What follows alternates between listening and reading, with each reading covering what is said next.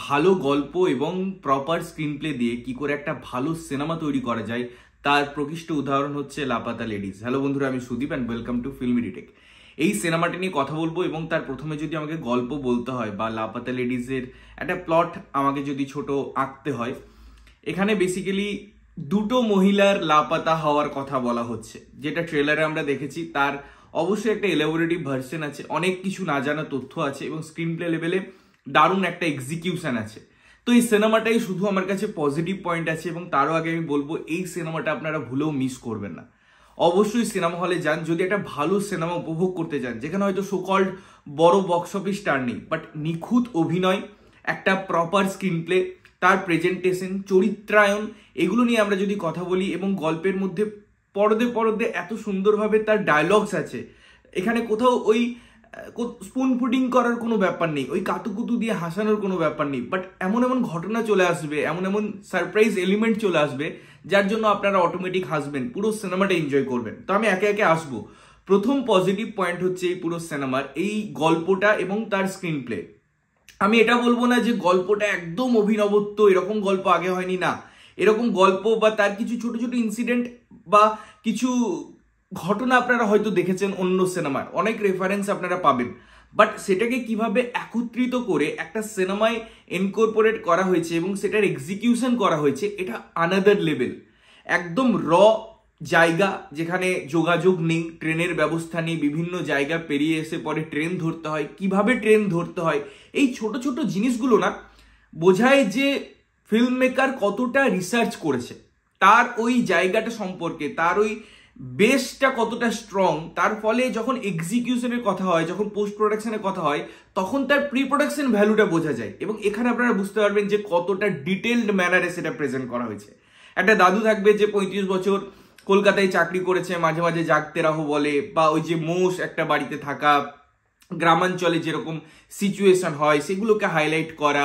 তো প্রত্যেকটা জিনিস, প্রত্যেকটা এলিমেন্ট এত সুন্দর, এত জীবন্ত, চরিত্রগুলো এত জীবন্ত, যার জন্য আপনারা অটোমেটিকলি ওই চরিত্রের সাথে খুব কানেক্ট হয়ে যাবেন অটোমেটিকলি। এটার জন্য আপনাকে কোনো ফোর্স দিতে হবে না, স্ক্রিন প্লে লেভেলে আপনাকে ওই জায়গায় ইনভলভ করে দেবে। এবারে এই যে স্ক্রিন প্লে লেভেল নিয়ে আমি কথা বলছি, গল্পের নিয়ে কথা বলছি, গল্পের চরিত্রায়ন নিয়ে কথা বলছি, এগুলো একটা তো ধাঁচ, এটাই মূল রসদ হওয়া উচিত একটা সিনেমার। সেটাকে যেন আবার জীবন্ত করছে পারফরমেন্স। এখানে চরিত্রগুলোর পারফরমেন্স দেখুন। সিনেমাটা কিন্তু অনেক বড় সিনেমা নয়, 2 ঘন্টা 6 মিনিটের একটা সিনেমা। সেখানে প্রত্যেকটা চরিত্র তার যেটুকু স্পেস, সেই জায়গায় দারুণ অভিনয় করেছে। সেখানে আমি যদি একটা মাসির কথা বলি যে স্টেশনের মধ্যে চা সিঙ্গারা এসব তৈরি করে, সেখানে একজন চাটনি নিতে আসছে, 2বার 3বার নেওয়ার কথা, ওখানে একটা ডায়লগ আছে যে চাটনি হচ্ছে চাটার জিনিস, এটা পান করার জিনিস নয়। এরকম সিচুয়েশনটাকে এত সুন্দরভাবে ডিটেলড ম্যানারে হাইলাইট করা হয়েছে, যার জন্য আপনার সিনেমাটা ভালো লাগবে। একটা জায়গা আমি মেনশন করবো যেখানে বলবে যে ঘোমটা দিয়ে পরে একজনের পরিচিতি নষ্ট হয়ে যায় বা তাকে লুকিয়ে রাখা হয়, একজন বলবে, পরক্ষণেই তাকে বলবে চায় লিজিয়ে, একজন বোরখা পরে একটা মেয়ে আসবে। তো এখানে কোনো সম্প্রদায়কে, কোনো জায়গাকে সেরকম ভাবে আঘাত না করে শুধুমাত্র গল্পের প্রয়োজনে সিচুয়েশনটাকে কিভাবে ডেভেলপ করা হয়েছে সেটা দেখে শেখার। এখানে একটা ডায়লগস আমি বলতে চাই যেখানে বলবে যে আমার গ্রামের নাম যখন সরকার আসে তখন চেঞ্জ হয়ে যায় 3-4 বার করে। তখন একজন পুলিশ বলবে যে ছত্তিশগড়ের এক্সাম্পল আসবে যে ওটাও তো মধ্যপ্রদেশ থেকে 1 বছর আগে চেঞ্জ হয়েছে। মানে ভাবুন যে এগুলো আমরা কিন্তু প্রায়শই দেখি, লাইভ এক্সাম্পল সব স্টেটেই হয়, সব জায়গাতেই হয়, বাট সেটাকে স্ক্রিন প্লের সাথে নিয়ে আসা এবং কোন জায়গায় রাইট ম্যানারে পুট করলে ওই সিনটার গ্র্যাভিটি বাড়বে, ওই সিনটা আরো অনেকটা বৃদ্ধি পেয়ে যাবে অডিয়েন্সের কাছে, সেটা দারুণভাবে আমার মনে হয় এক্সিকিউট হয়। এখানে একটা সিন আছে যেখানে একটা নাম থাকবে, আমি বলছি না, সেই নামটাকে একটু বিকৃত করা হবে এবং পুলিশ সেটা আইডেন্টিফাই করবে, একদম ইন্টারভেলের আগের সিন।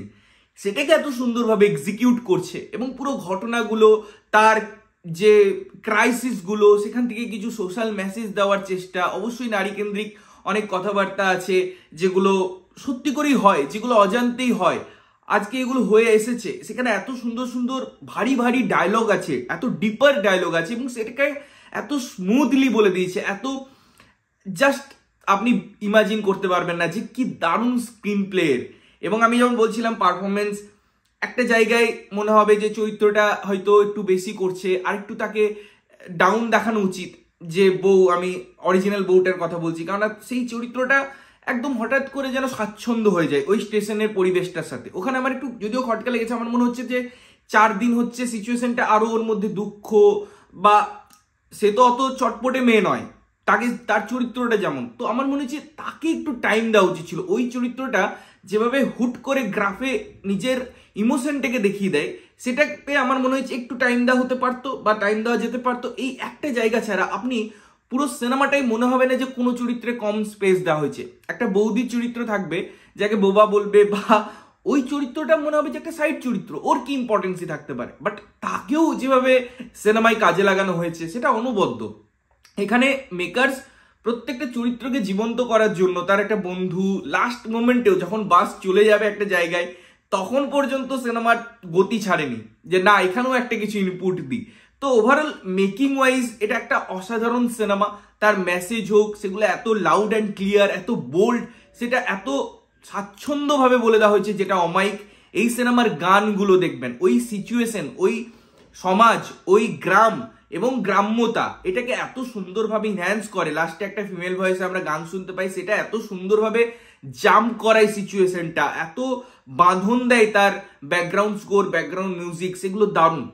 অসামান্য সিনেমাটোগ্রাফি নেই, দারুণ লার্জ স্কেলে সিনেমা বানানো নয়, কিন্তু তার যে সিচুয়েশনাল যে মোমেন্টগুলো আছে সেগুলো ক্যাপচার করার জন্য তার টেকনিক্যালিটিস আমার মনে হয় যথেষ্ট। এডিটিং শার্প, টেকনিক্যালিটিস অসাধারণ, পুরো জিনিসটা কালার, তার রিপ্রেজেন্টেশন, টেকনিক্যালিটিসের আর যা যা ডিপার্টমেন্ট হয় সুন্দরভাবে আমার মনে হয় রিপ্রেজেন্ট করে এই সিনেমাটা। এই সিনেমাটাই আমি যেমন বললাম, সেই হয়তো শোকল্ড হয়তো বক্স অফিস স্টার নেই, কিন্তু যারা আছে তারা প্রকৃত অভিনেতা। একটা সিনেমার গল্প তার স্ক্রিন প্লে লেভেলে এবং ডাইরেকশন লেভেলে ডাইরেক্টর বা তার টিম কাজ করেছে এবং সেটাকে ক্যামেরায় ফুটিয়ে তুলেছে মেকার্সরা। লাস্ট একটা ডায়লগ আছে, এ লড়কি বহুত দূর যায়গি, ওখানে পুলিশ ইন্সপেক্টর বলে হ্যাঁ অনেক দূর, দেরাদুন যাবে। তো ওই জায়গাটাকেও সিচুয়েশনাল এত সুন্দর কমেডি পুট করা হয়েছে, জাস্ট অমায়িক। সুতরাং আমি অনেকগুলো অডিয়েন্সের সাথে দেখলাম, আমি ভাবতে পারিনি সিনেমাটা এতদিন পরেও এতজন অডিয়েন্স দেখবে, এবং তারা কিন্তু প্রত্যেকেই স্যাটিসফাইড। ইন্টারভেলেই মনে হচ্ছিল পয়সা উসুল সিনেমা। তো আমি প্রত্যেককে রেকমেন্ড করবো এই সিনেমাটা তোমরা যাও, অবশ্যই মিস করো না। কবে ওটিটিতে আসবে সেই ব্যাপারটা না রেখে, আমি বলবো না যে এটা একমাত্র সিনেমা হলে এক্সপিরিয়েন্স করার সিনেমা, এটা ওটিটিতে দেখলেও কোনো যায় আসবে না। সিনেমেটিক এক্সপিরিয়েন্সের নিরিখে আমি এটা বলতে পারি, বাট আমার মনে হয়েছে সিনেমাটা দেখে যে এটা মিস করা যাবে না, এখনই সিনেমা হলে গিয়ে দেখা উচিত। তো তোমাদের যদি সময় থাকে, সুযোগ থাকে, অবশ্যই গিয়ে দেখো। দেখে থাকলে আমাকে জানিও কেমন লাগলো, না দেখে থাকলে গিয়ে দেখে এসে বলতে পারো যে কেমন লেগেছে। ততক্ষণের জন্য ভালো থাকবে, সুস্থ থাকবে এবং সবসময় ভালো জিনিস দেখবে। চ্যানেল যদি প্রথমবার দেখছো, লাইক কমেন্ট শেয়ার করতে হবে, সাবস্ক্রাইব করতে হবে যাতে প্রত্যেক নোটিফিকেশন তোমাদের কাছে পৌঁছায়। ততক্ষণের জন্য টাটা।